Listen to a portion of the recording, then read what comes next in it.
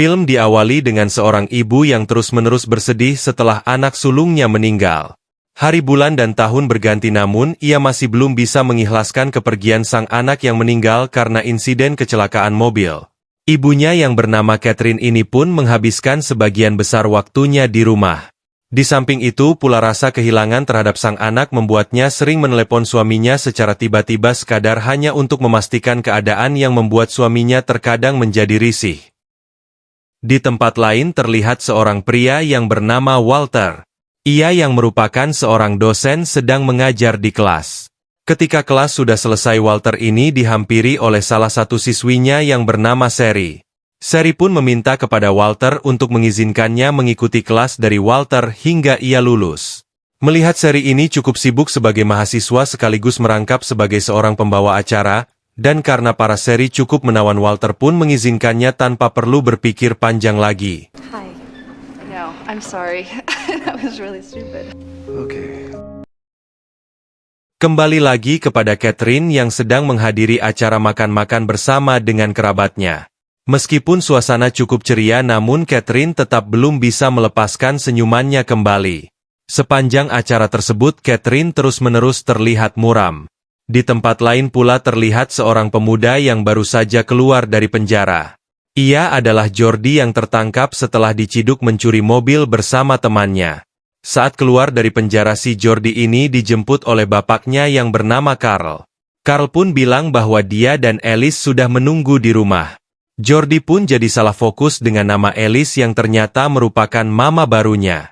Namun Jordi ini langsung terang-terangan bilang ke bapaknya kalau dia tidak suka dengan Alice padahal dia belum pernah bertemu sama sekali. Hal ini membuat si bapak tersinggung dan mereka sempat cekcok sedikit sebelum pulang ke rumah. Kembali lagi ke Catherine yang terlihat sedang merenung sambil melihat sepotong koran. Di koran itu ternyata terdapat berita tentang seorang anak remaja yang tewas dalam kecelakaan mobil dan remaja itu adalah anak Catherine. Dari ekspresi bersalah yang terpancar tampaknya di masa lalu Walter adalah orang yang menabrakkan anak Catherine hingga tewas. Sementara itu Jordi akhirnya bisa merasakan sarapan bersama lagi. Carl yang akan berangkat kerja bilang ke Jordi bahwa dia harus bekerja. Meskipun kelihatannya Carl cukup mapan, dia tidak mau anaknya terlalu manja. Apalagi label dari Jordi yang merupakan mantan narapidana membuatnya sulit untuk mencari tempat kuliah. Jadi satu-satunya pilihan adalah mencari kerja.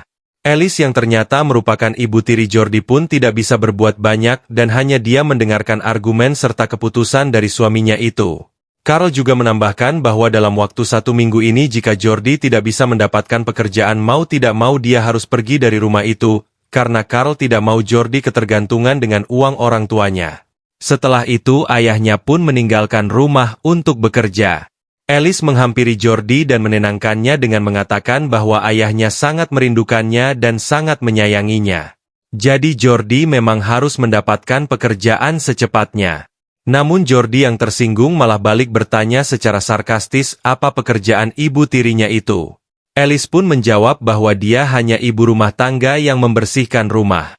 Jordi pun menjadi tidak senang dengan ibu tirinya dan menegaskan bahwa Alice tidak akan pernah menjadi sosok ibunya. Di sisi lain Walter akhirnya menemui adiknya yang bernama Dennis.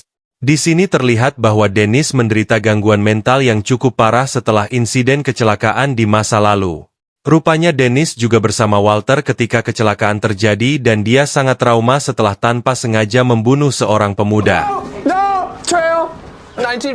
Akhirnya Walter mengambil langkah dengan melakukan konseling. Di sana dia mengakui bahwa pada saat kejadian itu dia benar-benar mabuk dan memaksa untuk mengendarai mobilnya hingga kecelakaan maut pun terjadi. Di tempat lain pula akhirnya terlihat bahwa Jordi sudah mendapatkan pekerjaan di sebuah toko pizza.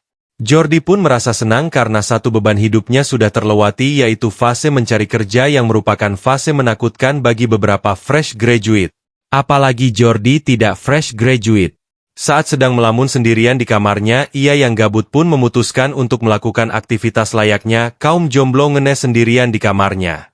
Namun di tengah kegiatan itu tampaknya Jordi lupa mengunci pintu kamarnya yang membuat Alice langsung masuk begitu saja dan memergoki kegiatan Jordi itu. What's wrong with you? Namun tidak lama setelah itu ketika Jordi nongkrong di taman tiba-tiba dia dihampiri oleh teman lamanya yang bernama Melissa. Mereka berdua pun akhirnya mengobrol dan bergosip sebentar sebelum akhirnya Melissa mengundang Jordi untuk bergabung ke acara pesta akhir pekan nanti. Keesokan harinya saat di kamar Jordi pun dihampiri oleh ibu tirinya Alice. Dengan sopan Alice meminta maaf atas kejadian kemarin dan menawarkan untuk mencuci baju Jordi sebagai tanda maafnya.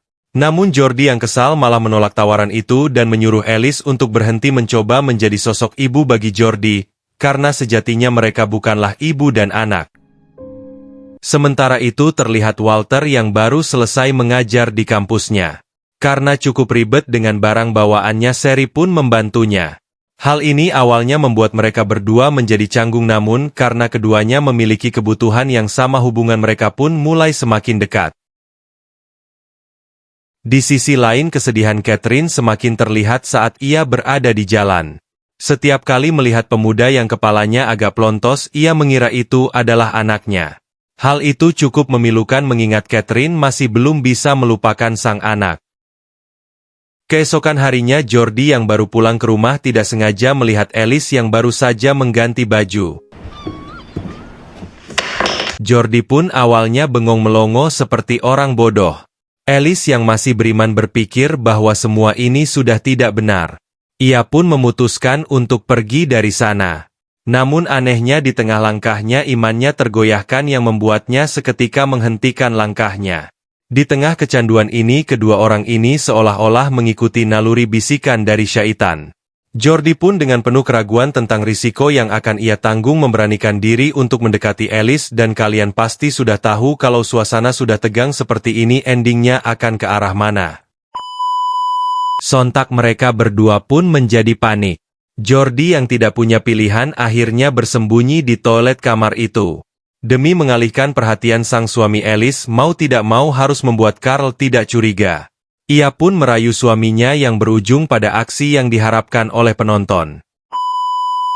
Di tengah aksi itu sang ayah yang tak fokus dengan keadaan sekitar membuat Jordi akhirnya berhasil kabur dan menyelamatkan dirinya dari situasi tersebut. Dari kejadian inilah hubungan Jordi dan Alice menjadi sangat akrab. Sehari-harinya Jordi si anak baik hati pun menggantikan peran ayahnya ketika sang ayah sedang sibuk dengan urusan kantornya. Waktu pun berlalu dan ketika Jordi sedang di tempat kerja dia didatangi oleh Melissa. Di sana Melissa menanyakan mengapa Jordi tidak ikut bergabung di pesta minggu kemarin. Namun Jordi dengan santainya menjawab bahwa pada saat itu dia sedang sibuk. Akhirnya Melissa pun mengerti kalau Jordi juga punya kesibukan lain dan muncullah inisiatif Elisa untuk mendekati Jordi. Ia pun memulai langkahnya dengan mengajak Jordi untuk pulang bareng malam nanti. Sepulangnya mereka berdua si Melissa diajak mampir untuk mengobrol dan ngopi-ngopi dulu di kamar Jordi, tapi ternyata kopi di rumah Jordi habis dan mereka berdua pun berakhir cuma ngobrol-ngobrol saja di kamar. Namun karena situasi dan kondisi yang adem suasana pun seolah-olah mendapatkan bisikan jahat dari setan. Namun sayang karena si mama notis ada mobil cewek di luar dengan perasaan cemburu ia pun menghentikan kedua sejoli itu. Akhirnya jadi tidak nyaman berada di sana Melissa pun langsung balik ninggalin Jordi begitu saja. Kehadiran Melissa pun membuat Elisa merasa sedikit cemburu di mana terlihat beberapa kali Elisa ini mencari perhatian Jordi sambil rada-rada menyindir kalau Jordi lebih memilih anak yang masih segar dibanding dirinya. Ya iyalah tapi Jordi tidak mau terlalu banyak ambil pusing karena ia jenuh dengan hidupnya yang makin hari makin tidak benar itu dan ia pun lebih memilih untuk terus mendekati Melissa. Sementara itu Jordi juga memberanikan diri untuk menelpon Catherine dan meminta maaf atas kematian anaknya di mana Jordi ternyata benar-benar jera dan merasa bersalah. Tidak hanya itu Jordi dan Catherine pun memutuskan untuk bertemu di pantai. Dari sana Jordi benar-benar pecah dengan menangis sambil menceritakan kronologi kejadiannya saat itu. Jordi berpikiran jika kecelakaan itu tidak mungkin terjadi kalau dia tidak nyopet mobil tetangga tapi ini di mana dia merasa lebih kesal ke orang yang menabrak mereka karena Walter saat itu memang diketahui menyetir dalam keadaan mabuk. Setelah pertemuan itu Catherine pun memutuskan untuk mengikhlaskan anaknya di mana ia kini berusaha untuk membakar barang-barang anaknya yang tersisa untuk menghilangkan rasa sedih yang terpendam selama ini. Tapi untungnya keputusan buruk untuk membakar barang itu bisa dicegah di mana tidak lama setelah apinya mulai menyala suaminya pun datang dan langsung menghentikannya. Kedua orang itu pun sempat berdebat dan beruntungnya api bisa dipadamkan. Di tempat lain juga Jordi yang baru pulang merasa kaget melihat Elisa yang babak belur dan ternyata si Elisa ini malah cerita ke suaminya kalau dia sama Jordi ini sering melakukan pagelaran budaya bersama. Hal itu pun membuat suaminya jadi marah besar dan tidak hanya itu saja si Elisa pun akhirnya malah dihajar. Jordi yang baru balik juga menembak Kurt sangat kecewa atas perbuatan biadab putranya itu sampai akhirnya emosi Kurt sudah memuncak dan Jordi pun diusir dari rumahnya. Ia pun pergi dari sana dengan kondisi babak belur tapi akhirnya Jordi bisa menjalani hidup bahagia bersama Melissa di tempat lain pula. Elisa akhirnya tahu kalau kecelakaan itu bukan kesalahannya dan akhirnya bisa kembali pulih di mana terlihat ia akhirnya bisa keluar dari kamarnya dan langsung berkencan dengan cewek yang ia temui di aplikasi cari jodoh.